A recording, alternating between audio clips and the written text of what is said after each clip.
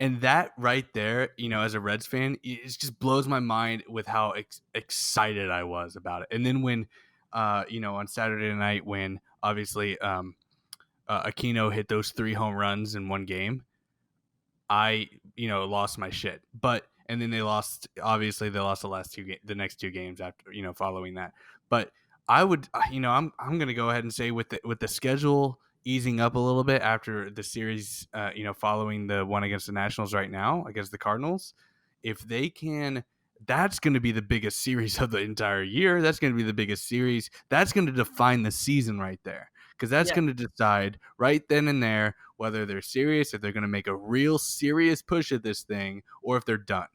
Are you talking the Cardinals series? Yep, absolutely. Yeah, but the thing is, okay, I agree with you. It's a huge series, but it's only a huge series if one of the 2 teams gets swept. Because if the Reds get swept, then they're done. 4 games. Right. If you take 3 out of 4, that's good. But the stats say that, it's going to be, what if it's a split? Then nothing really happens, and the Reds just lost 4 chances at gaining ground. I heard Marty Brennaman say splitting with a team like that is like kissing your sister. Yeah, it's a tie. That's the old adage. Ties kissing your sister. Bengals in London against the Redskins. Kirk Cousins, the god. But God. But I know. But I will say, Saturday night, the Reds Cubs, the best Reds game I've ever been to. Like the best feeling, because I've never been to a playoff game. Had a playoff atmosphere. The Reds hung 10 on the Cubs. They were up 10-0. Gave it up 10-1, whatever. But the 3 home runs, it felt like such a playoff game. And I went to 2 of those 4 Cubs games, and each one of them felt playoff-ish. And we're not used to it. We're not used to it, so it's fine to jump on the hype train. And I will say that it probably doesn't have that type of feel if it's not the Cubs, because the Cubs bring so many fans to Cincinnati. But I was fine with it.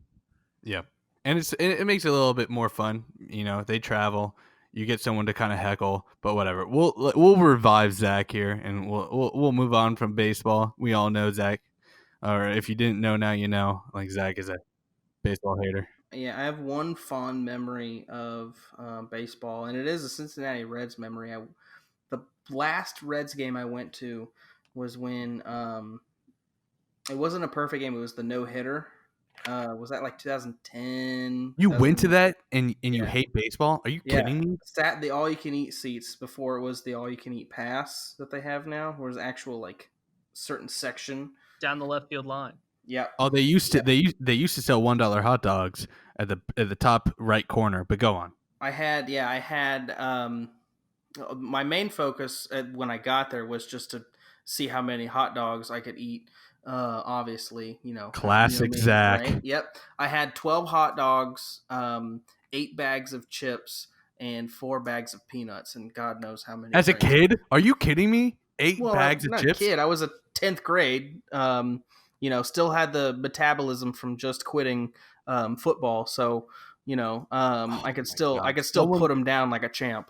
Someone listening to the podcast, please, whatever platform you're on, please comment and give Zack a challenge, a food challenge, so that we can please record it and so he can actually do it, because I need to see this Zack in action. I have to. Zack, if you go to a Reds game with me, I'll buy you an all-you-can-eat pass for $20. I thought about doing it for a terms. I thought about doing it for a future game. Like, that's the only way I'd be able to get through going to a Reds game, is just endlessly stuffing my face so I can drown out the depression that is in baseball and today's sports world. It's so boring. Whatever. We had to come up with terms like, Shelby, come up, you and I. Okay, so 2 hot dogs per every single run, but 1 after the first 8, Shelby. Correct. Is that right? Yeah. So I think that we should plan to go on next Monday. So the time that we record our, the next week's podcast, we can record it right after this all happens, and Zack can give us our end of the day kind of report. Or we could all live stream it from the hospital. But I was saying, Scotty, is getting my stomach pumped. Zack, that's kind of reverting from what you were, kind of saying. I thought that you had this handled. It could go either way. It just depends on it, because we have all these new options in this new club seating, so right. you just So don't know that what way it I could don't go. know the exact menu, but I know hot dogs would have to be on there. But I think burgers too. So I'm thinking one burger per home run. Perfect. That's perfect. Oh my God, could you imagine a That would 3-run be homer? potentially 6 hot dogs and a hamburger. Zach would give up within the first try. So with these hot dogs, do I have to eat the bun too, or can I just I would. eat the hot dog itself? What do you think, Shelby? I almost Should we spare him?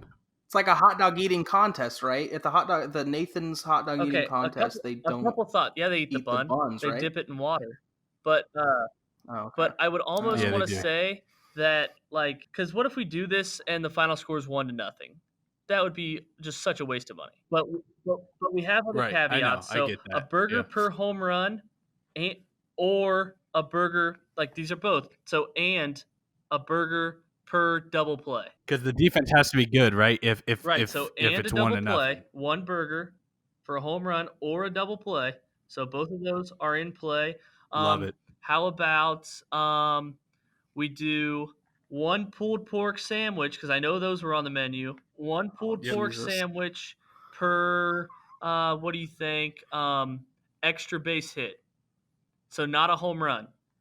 Not including home runs. So I'm sorry. So a double or a triple. I like it. It just that might be going a little bit too far. No, you know what? Let's do it. Zach, you're about to get fucked. I will literally.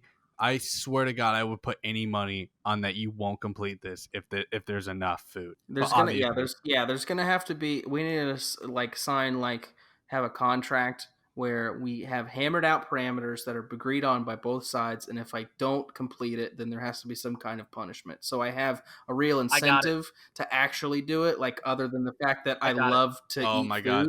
It Shelby, needs to be you are all over more this, than that. baby. Shelby, you are all over this. This is the perfect for episode 1 of the Hopeless Fan podcast.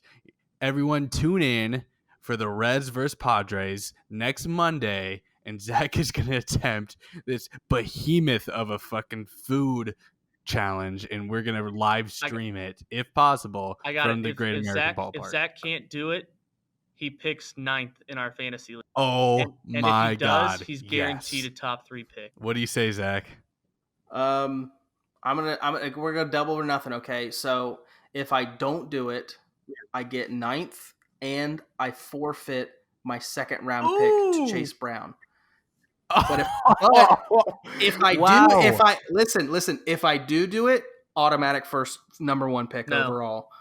Can't just hand you Patrick Mahomes just because you can eat. He said no. Are you kidding me? I'm giving up my second round pick to Chase Brown. But if I don't do it, Chase Brown is a fan, or not.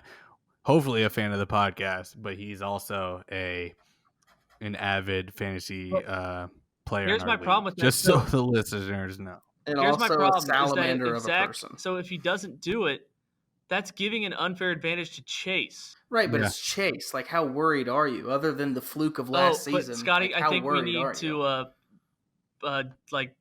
build up the food again, because if my math is correct, Trevor Bauer will pitch that night. Yeah, and Trevor Bauer is gonna allow maybe one run. This is a working bet. We've got a week to settle this, but there's we'll have a contract. We got to do some in-game betting on this. Like, if there's less than 3 runs scored after the 4th inning, we bump up the hot dogs. Right. So perfect. You know what? We're going to release our terms online. We're going to let people think or know what they think. This is so good. I really think that we need to have some community engagement on this. And I need to know what people think before we go live and before we come up with the terms. Zach, just divvy this out. Are you cool with the 9th pick? Because if you pick 10th, it's actually a pretty good advantage. You know what I mean? You get that. Yeah. It's just whatever the worst possible outcome is, I'll go at the end. But yeah, we can discuss the intricacies of it later. But I really want the stakes to be significant, because obviously the 9th pick is not the end of the world. Somebody's going to get it, and they still have a chance to have a good season. I want it to be like, if I don't do this, there are serious consequences. Scotty and I will talk off like, air. It's not that big a deal.